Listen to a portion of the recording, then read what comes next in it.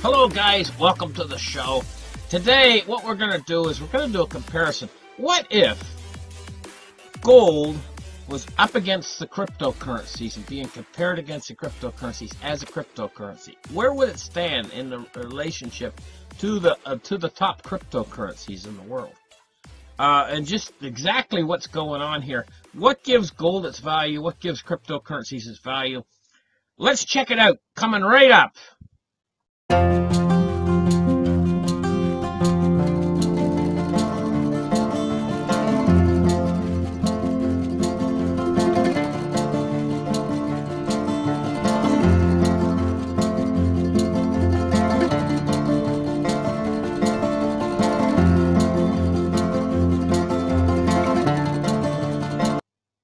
Welcome back to the show, guys. Okay, let's get started right here, and let's open up the charts right here. And now the first thing we're going to take a look at is the cryptocurrency price, which is Bitcoin. Bitcoin is cryptocurrency. Basically, its first mover advantage gives it over almost 50% dominance over the whole field of other cryptocurrencies. And so this morning we're running at 75.65. I really believe that in the next few days, or maybe in the next week, we're going to get a good buying opportunity. And I'm going to tell you why that is so important coming right up. But we've examined the price today, and she's right on the verge of, I think, a fall down to a really good buying opportunity right here. We're looking at the 15-minute chart. If we put it in perspective, let's go back a little bit to the 30-minute chart. And we can see that it's really getting ready, I think, to turn over and go down a little bit. Probably, maybe down even into the 6,000s, which would create a perfect buying opportunity. This is what I'm excited about. This. I'm looking forward to this. Let's see, 12-hour. If we take a look at the 12-hour, I think this is getting ready. This little tip down. We'll see this little tip down here on the end. I think she's getting ready to drop back down into this range in here, maybe 60, maybe even create a new low in around 57, 5,600. I think that this is what it's getting ready to possibly do, very possibly. Now, here's where I'm going with this in this comparison business. We're going to talk about Bitcoin this morning in a very critical way. Maybe some of the gold lovers, not Bitcoin in a very critical way, but we're going to talk about gold in a very critical way and compare it. And some of the gold lovers out there might get upset at the things I'm going to say, you know, about gold. But the thing is we got to get critical. When you take a look at Bitcoin, what is a basic for sale when you buy Bitcoin? What is a basic unit of Bitcoin? Well, it's 1 Bitcoin. That's what most people try to obtain to is 1 Bitcoin. That's a basic unit of Bitcoin. What is a basic unit of gold? A basic unit of gold is 1 ounce of gold. That's a basic unit of gold. Okay? And so, did a little Google search on here, and we find out that 1 metric ton of gold equals exactly 32,000 ounces, roughly, more or less. 32,150 ounces are in a metric ton of gold. Well, if we take a look at the world today, and we take a look at, where is my chart? Here it is right here. How much gold there is in the world right here. We take a look, and it says, I'll underline it right here so you can see it in blue. It says, despite this, we do have to make good estimates. And according to data from the World Gold Council, the figure is somewhere near 165,000 metric tons of gold on the earth. Okay? And then they go on to talk about how heavy it is and everything else. Well, if you take that 165,000 metric tons of gold and divide it by the 35,000 ounces in each ton, you get a figure in an order of about 5 billion ounces of gold. And this is the units of gold. 5 billion units of gold in the world. Okay, now let's compare it to the cryptocurrencies. It doesn't compare to Bitcoin. Bitcoin is much rarer. Right now in circulation, there's around maybe 12 to 14 million Bitcoins in circulation. They say that there's and the cryptocurrency market caps right here, they say in circulating supply, under circulating supply, they say 17 million Bitcoins. But I'm going to argue that fact a little bit. I'm going to say, show me the money. If they want to find that 17 million Bitcoins, I think that they could only probably come up with 12 million, or if that. How many of those are available for sale? Because most people are HODL in that 12 million. How many are actually available for sale? Oh, maybe a million or something. I don't know, but it's very, very, very, very small number.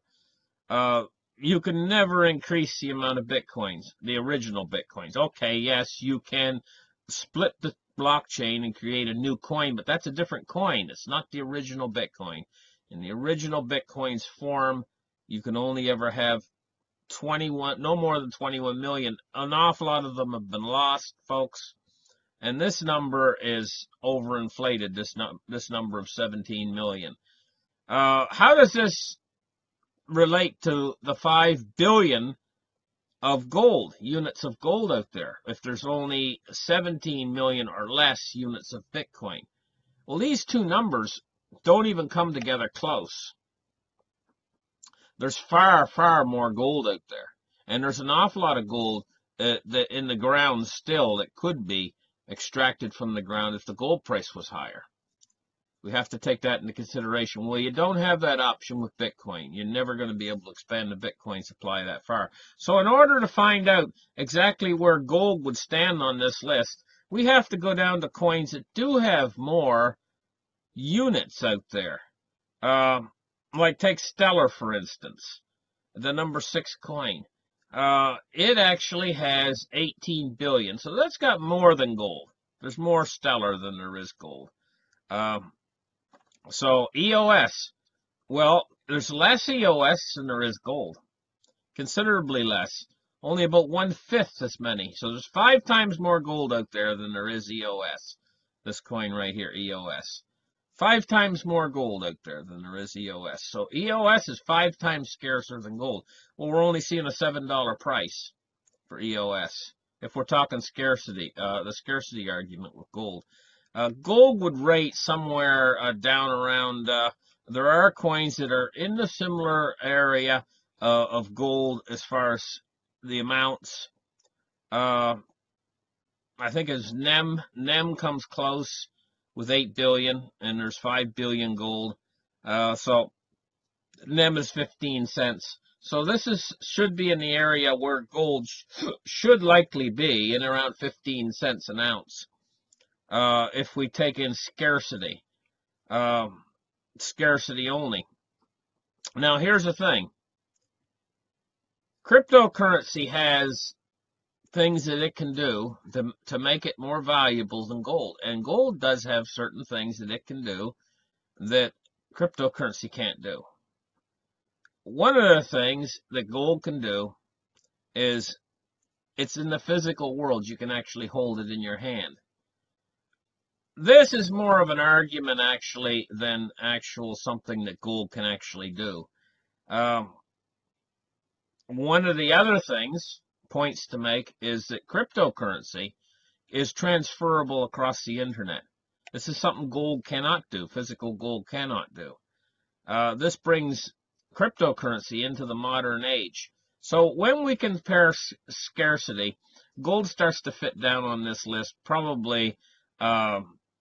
Of course, gold's market cap now would exceed all of these coins, but that's because these coins are a new invention. They haven't really had time to take hold yet and grab a market share, which they're doing very rapidly, by the way. So where would gold relate to these coins? I would say personally on scarcity, gold would probably be down in here around 12 or 14 on the numbers of these coins. It wouldn't be able to compete with Bitcoin in scarcity whatsoever. Bitcoin is the king as far as scarcity is concerned. And because it's being transferred, well, I shouldn't say it's actually the king. It's the first. It has a first mover advantage, so it has the most capital in it. But it's also one of your more scarcer coins. And this makes Bitcoin a hoarder's dream. The fact that they're going to continue to cut the blockchain in half every few years. I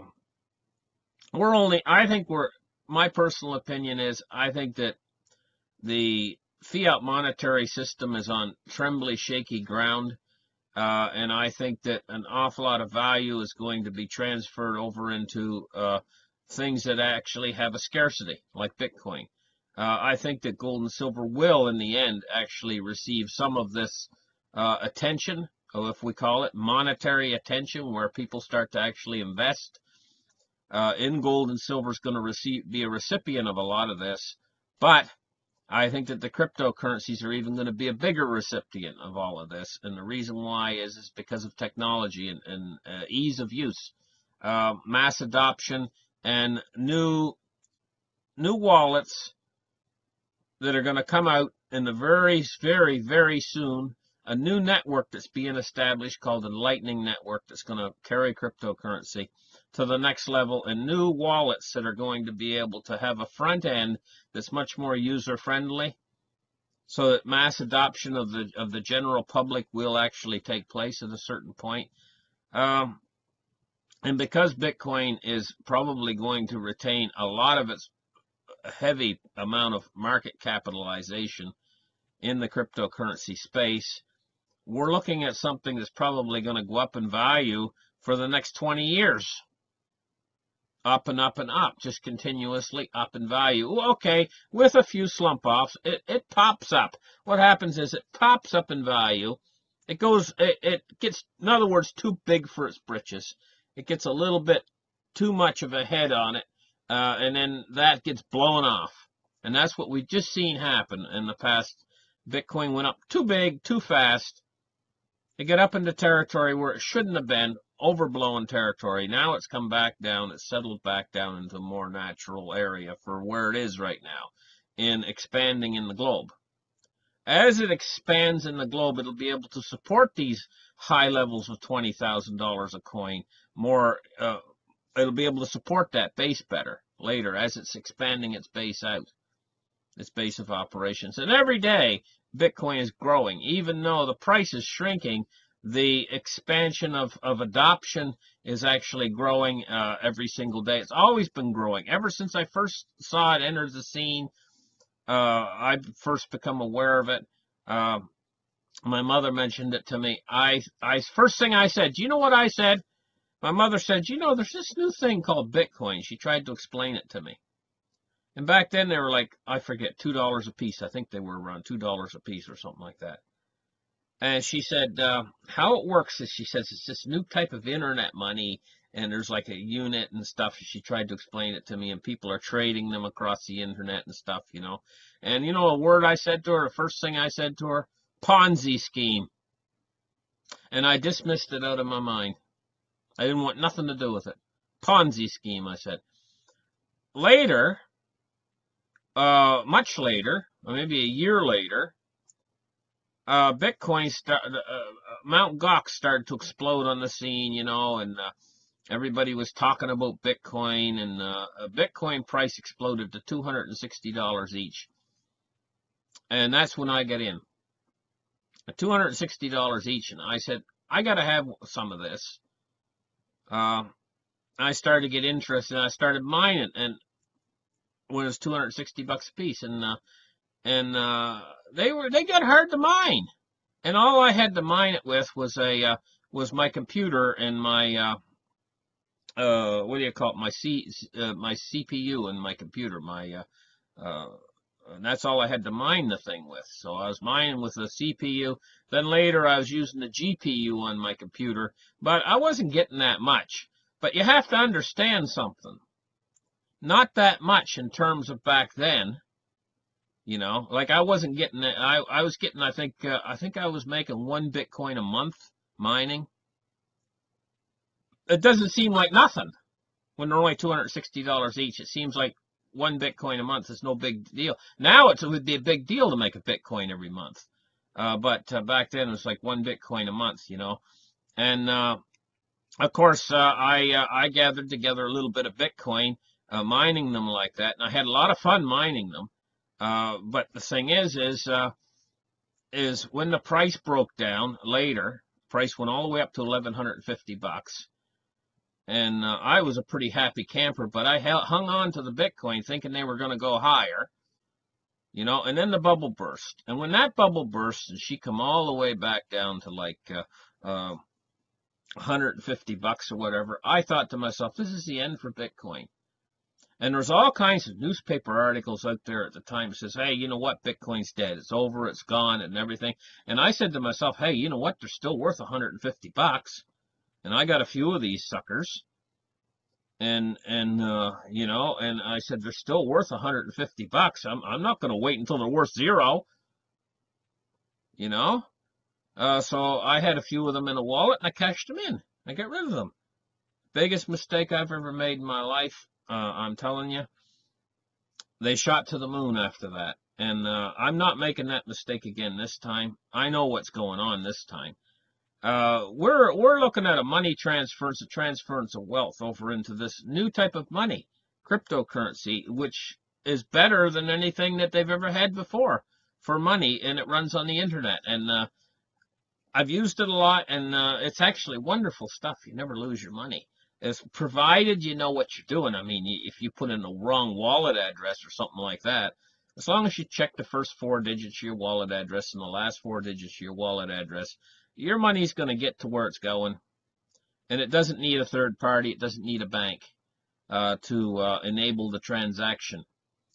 Tremendous stuff. It instantaneously, you push the button on your computer, send. You'll take a look at the website you're sending to. Say you're buying something. Say you're going to buy yourself a new electronic, a new laptop. Say you're going to buy a new laptop, You're at the website where the laptop is. You've selected the laptop you want. You process the payment method. You can pick Visa or Bitcoin. You pick Bitcoin. You go down and you enter in the amount of Bitcoin that they ask for, and you hit send. As soon as you hit send, you see their web page come across with a thing that says paid, invoice paid. Thank you very much. Instantaneous payment. And Bitcoin is only functioning right now at 7 transactions a second, and it does just that good. For the whole world that's using Bitcoin at 7 trans. They're going to scale that thing up to like 30,000 very soon with the Lightning Network. And then you've got for other coins that are setting themselves up for this payments, you have other coins that are setting themselves up and positioning themselves to become ledgers of everything from marriage certificates to all kinds of documentation. I mean, this whole thing, these coins are positioning themselves to catch what's going to be and save what's going to be a collapse in the entire world system. The United States is collapsing just like the Roman Empire collapsed years ago, during the collapse and fall of the Roman Empire. And something has to come in and replace.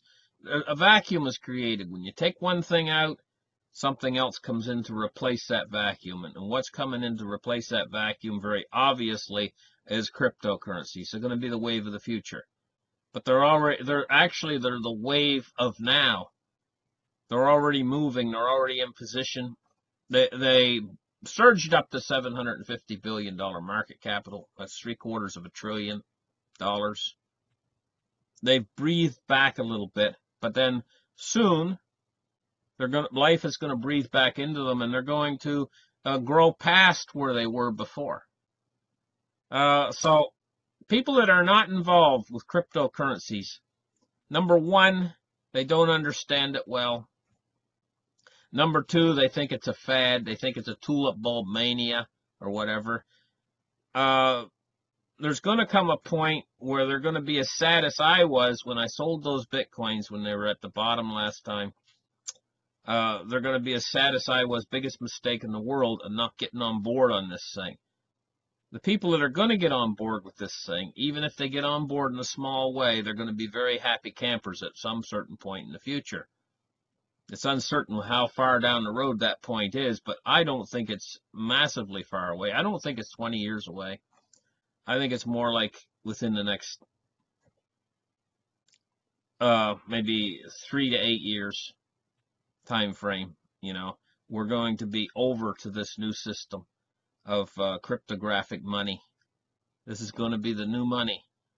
And listen, thank you guys for listening. I know this talk was a little bit of a long one, but I had a lot to talk about. I had a lot to fit in a very short period of time. Bye-bye, guys. Catch you later.